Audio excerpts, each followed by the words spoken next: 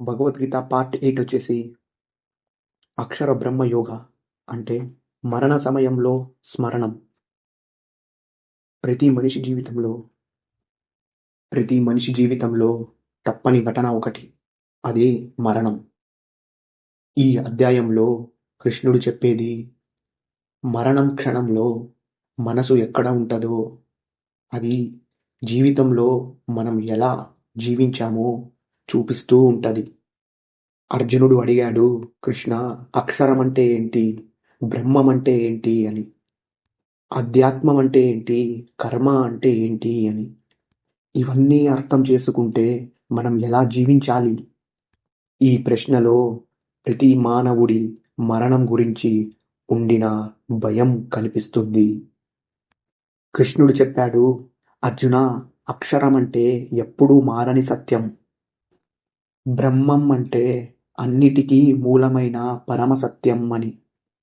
అధ్యాత్మం అంటే ప్రతి జీవిలో లోపల ఉన్న పరమాత్మ అంశం అని. కర్మ అంటే నువ్వు చేసిన పనులు అని కృష్ణుడు చెప్పాడు.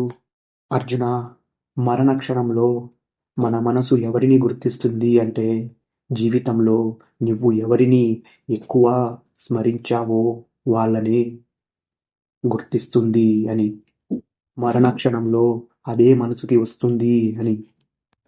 అందుకే రోజు రోజు ఆ పరమాత్ముడిని గుర్తించాలి. కృష్ణుడు చెప్పాడు, పనులు చేస్తూ కూడా పరమాత్ముడిని మర్చిపోవకూడదు అని.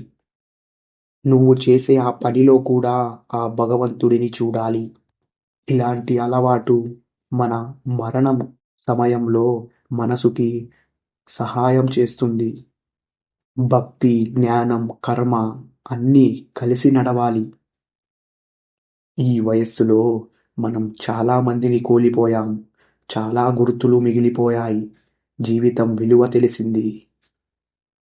కృష్ణుడు చెప్పాడు, మరణం గురించి భయపడకుండా జీవితం గురించి జాగ్రత్త. ఈరోజు మనం ఎలా జీవిస్తామో అదే మన మరణం సమయంలో మనసుని నడిపిస్తుంది. మరణం తప్పదు, స్మరణం ముఖ్యం. జీవిత మార్గాన్ని నిర్ణయించేది మరణక్షణం కాదు, జీవితకాలం. అక్షర బ్రహ్మ అంటే జీవితమంతా పరమాత్ముడి స్మరణం అని. అర్జునుడు చెప్పాడు, కృష్ణ, నీ మాటలు నాకు భయాన్ని తగ్గించాయి. అప్పుడు కృష్ణుడు చెప్పాడు, అర్జున, నువ్వు భయం వదిలేసి భక్తితో జీవించగలవు అని. తరువాత అధ్యాయంలో చూద్దాం, రాజవిద్య, రాజగుహ్య యోగా అని. అంటే అతి రహస్యమైన జ్ఞానం అని. ఫ్రెండ్స్, ఈ చాప్టర్ వెనుక ఇంకా కొన్ని చాప్టర్స్ ఉన్నాయి. ఫస్ట్ వాటిని ఫినిష్ చేసుకుని తర్వాత ఈ చాప్టర్ని ఫినిష్ చేయండి. అలా అయితే మీకు చాలా క్లియర్గా అర్థమవుతుంది. ఈ సిరీస్ని కంప్లీట్గా చూడండి, ఎక్కడా మిస్ అవ్వకుండా.